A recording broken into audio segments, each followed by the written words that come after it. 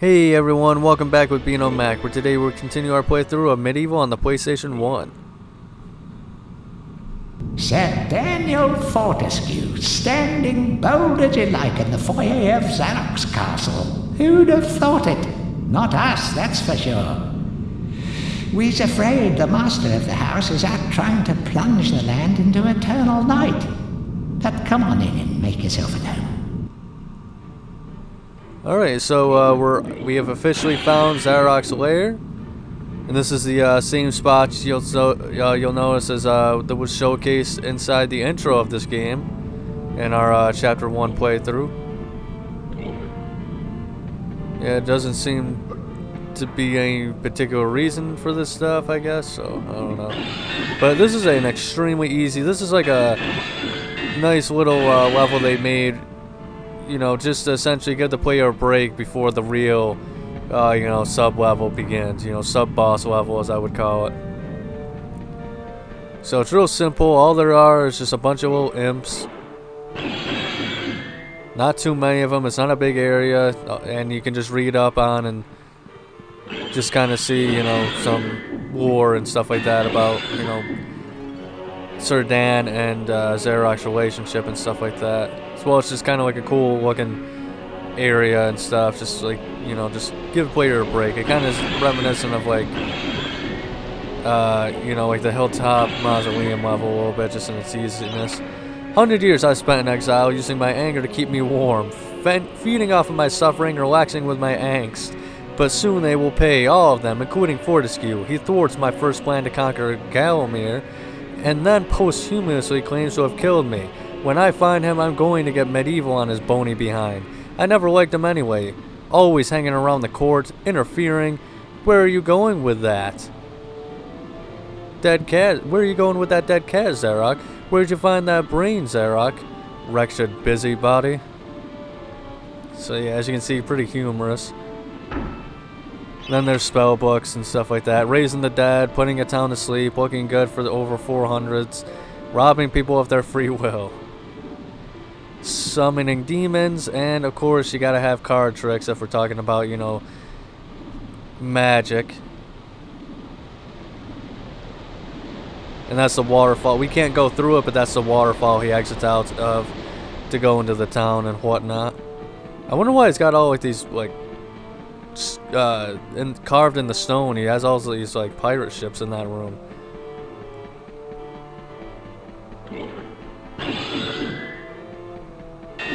But this, for something that's a really simple level, this definitely feels like the most detailed map in the entire game. But that's just my my 2 cents personally.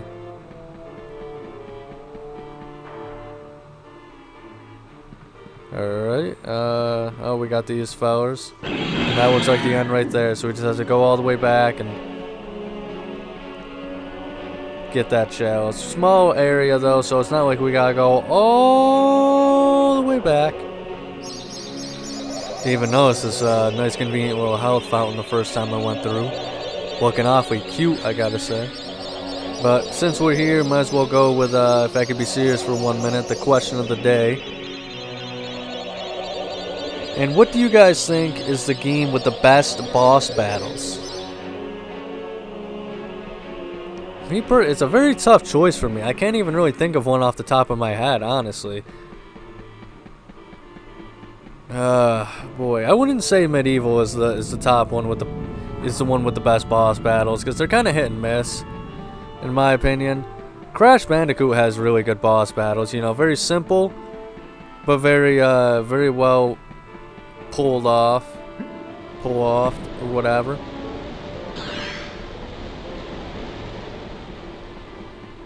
I don't know. I mean, I'm thinking, and I can't really think of anything other than Crash, but that's probably just because I'm thinking of like with a PS1 mindset right now. Resident Evil series, I think, is pretty decent when it comes to boss battles, but a lot of that depends on your resources as well.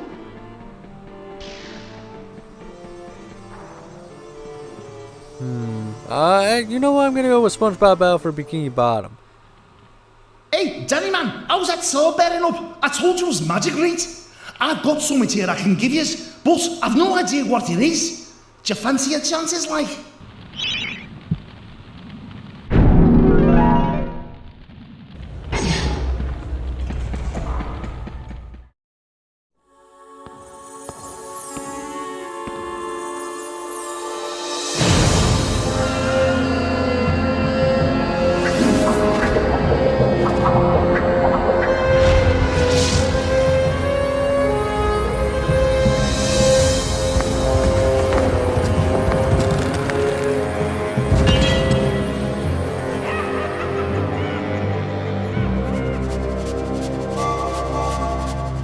But yeah, I'm gonna go with actually SpongeBob the movie game, just because I think the boss battles in that game, there's fewer of them, but I think they were just done a little bit better and they're a lot longer for the most part, giving you a good sized challenge and whatnot. But now we're on the real sub level here, you know, sub boss level. We're in Zarok's time machine. And I don't know what exactly he's using this for.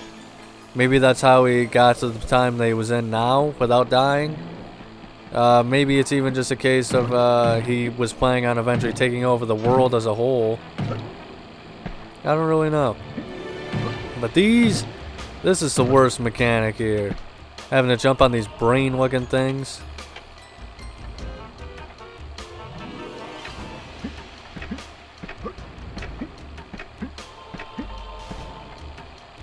Then you just gotta input the time.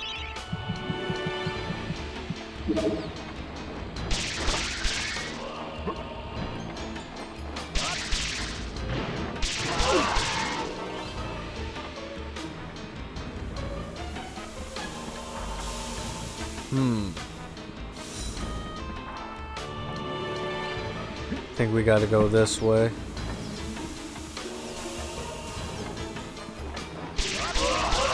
Yeah, I feel like they give you so many different kinds of arrows. You just don't... of course, the platforming got me again. Don't worry, folks. Although I end up a Beano Mac sandwich this time, it will be Zarok who wins. Oh, god damn it. Never mind. I guess I'm a Beano Mac sandwich next. I promise next time it'll be Zarok who is the sandwich.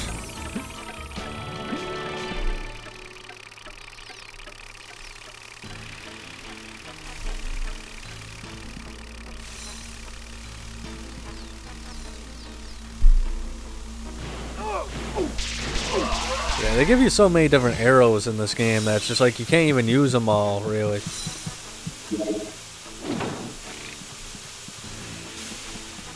Alright, we made it.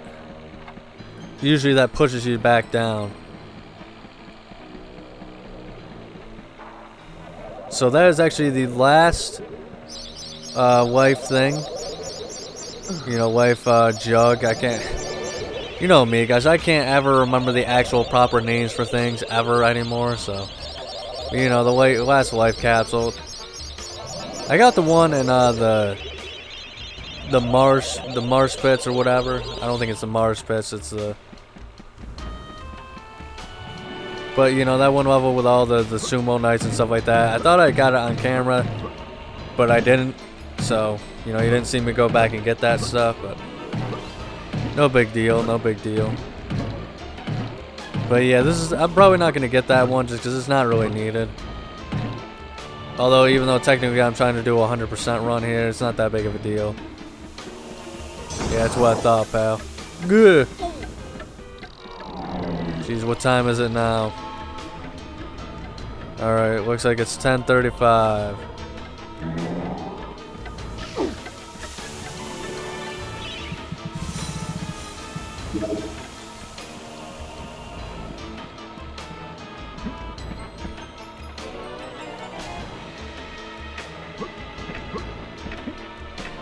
Now we just gotta go round and round and round and round and round.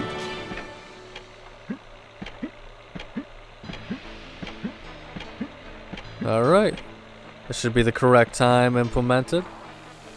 Let's see here. Oh, well, at least we blocked it the attempt that time. Oh, good lord, good lord! Okay, come on. There we go. Gotta take care of these guys. I don't even know. Once again, I don't know what these are. They're like furnaces. The metal keep houses the magical chariot that Zarok calls his train. The path that runs along leads eventually to Zarok's lair. However, your route was blocked by gates controlled at various way stations. Travel to these on the train, open the gates, and head for the lair. Alright. I think someone would have, you know, went and investigated all this stuff to see if Zarok was still alive, instead of just leaving it up to chance. I also have to wonder, like, they don't really explain what happened in the final battle to where people just thought, alright, well, Zarok's dead, so we don't have to worry about him again, because they have the story about, you know, Canny Tim was the one where he was the one who took the arrow to the head during the first volley instead of Sir Dan, because they really fucked him over in history in Gallowmere. And, but, like, was it Canny Tim who was originally the one who slain Zarok, or, you know, what's the deal with that?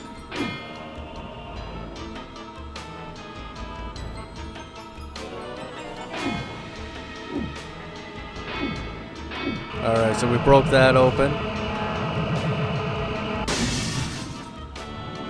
And now we're also, this is how you also get the life jug.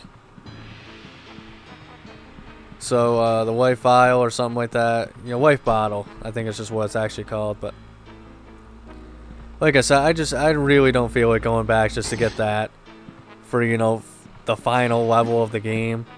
It's just not worth it. We'll be fine regardless. Alright, the shield is pretty top tier. I'm starting to figure it out. Oh, come on, really? Hitting me from behind?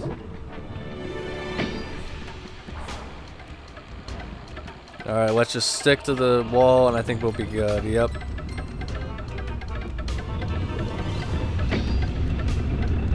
Okay, this is bad. Alright, I think there was another eye here. Let's use our magic. Oh. Yeah, see, it's shooting towards something.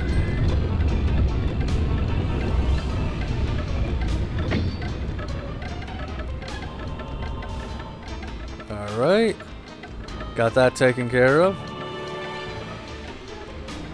So we just gotta remember to grab the chalice before we leave, and that'll be all she wrote. Alright, come on, I wanna go down. Or I mean up. Jeez, now I can't even tell my directions anymore. Just got ourselves a new section of the map here. Need the moon rune. Apparently nothing for that little hole. Assuming that's where more enemies are gonna spawn. Do we have to use the train? Yes, we do.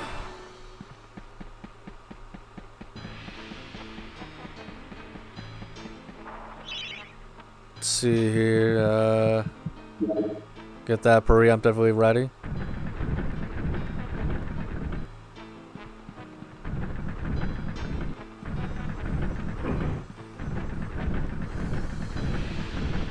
Alrighty then.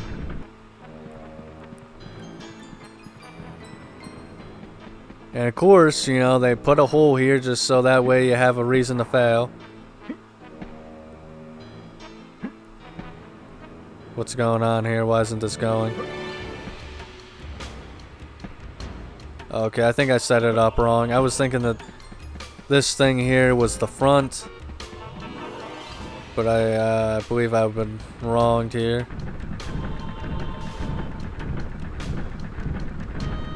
Alright. Straighten them out a little bit.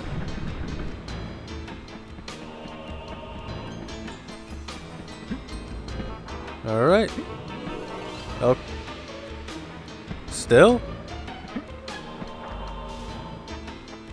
Okay then. I guess that's the front that we're heading towards? I hope so, otherwise I have no idea what the hell is going wrong. Alright then, I think this is the front, for real. There we go.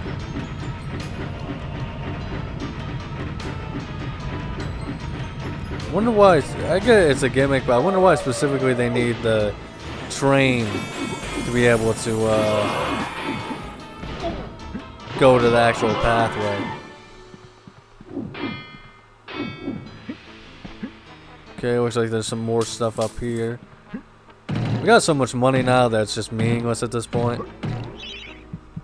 Especially since I don't really use these arrows too often.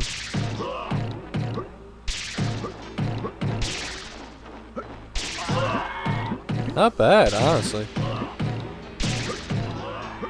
These guys honestly suck. Not even trying. Furnace guys. You trying?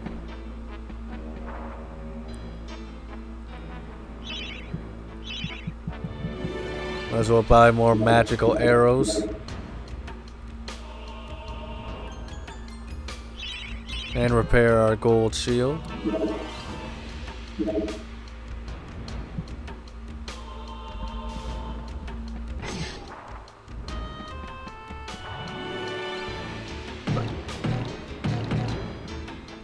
Alright, get the last of the gold. And now that we got the moon rune, should be able to get out of here pretty shortly. Still not 100% on the chalice though, interestingly enough. So there must be quite a few enemies up ahead still.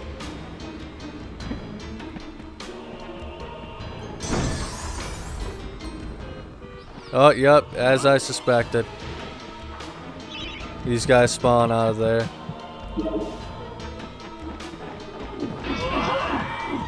You would think that they would have put like a new type of enemy here, considering how easy these guys get killed, you know? Because even on the level you first meet them on, they don't really put up much of a fight, I feel like, with the broadsword.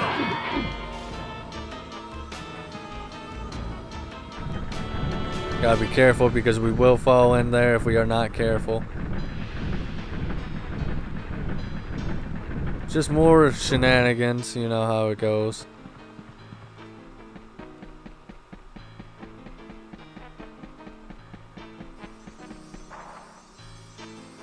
Alright, we made the jump.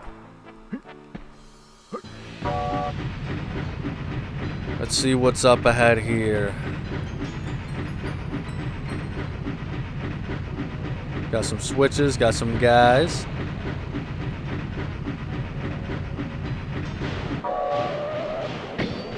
Take it easy there, fellas. Alright. Well, we can now collect the chalice, the final one. But I think just for the sport of it, I'm going to still take out these guys.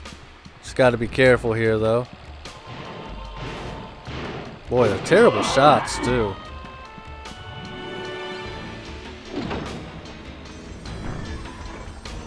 Well, we opened half of it, so yeah, we gotta go the other side to open the other half, and we gotta go all the way around. We gotta be careful, because I'm pretty sure there's a hole there.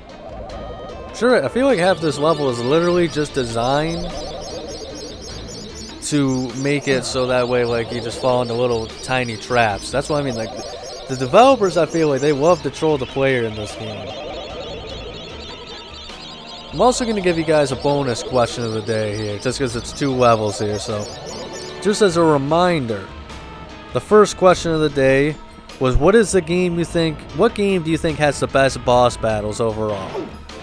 And the second question that I'm going to ask you guys is, what was the best sub-level you've played? You know, the last level right before the final level. Not the final level, but the level before the final level. What do you think is the best one you've ever played in a game that really sets you up for that final encounter?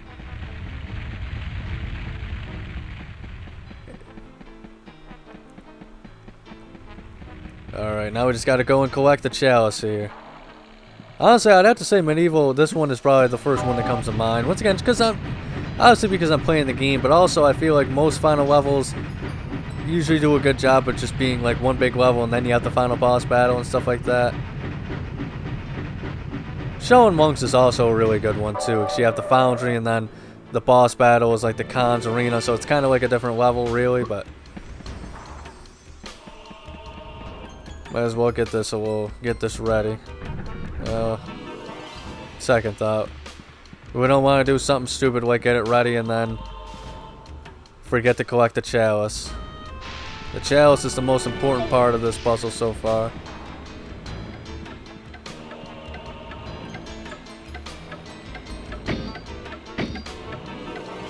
Alright, just gotta jump up here.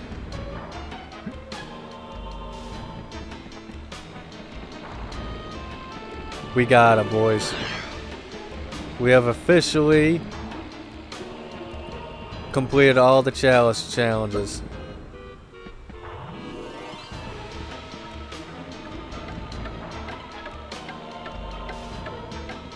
I think if you don't block that too, I think that stuff pushes you off the edge as well. But I could be wrong. I feel like it would put you off the edge still if you were blocking it, but I'm not sure.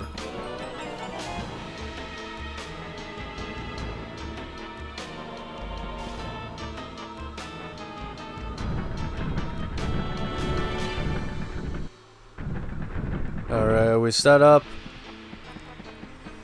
Alright. Well, I guess I'll give my ending spiel here, guys. So thank you so much for watching, and if you enjoyed, make sure to like and subscribe. Check out next week's episode on Miscellaneous Monday. Make sure to watch the final cutscene in the Hall of Heroes, but above all else, please remember to have a nice day.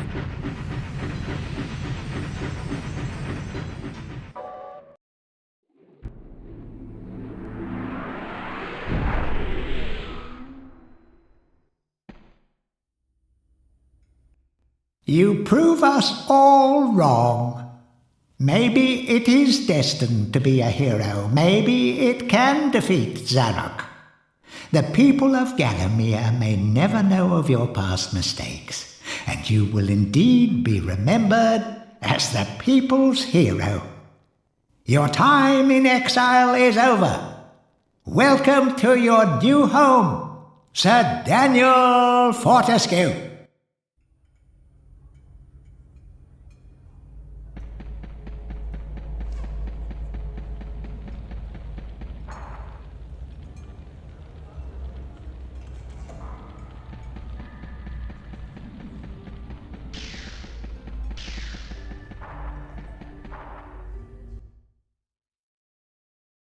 Daniel, thank goodness you're still safe. I have a gift I can give to you, but sadly I can't say how useful you will find it.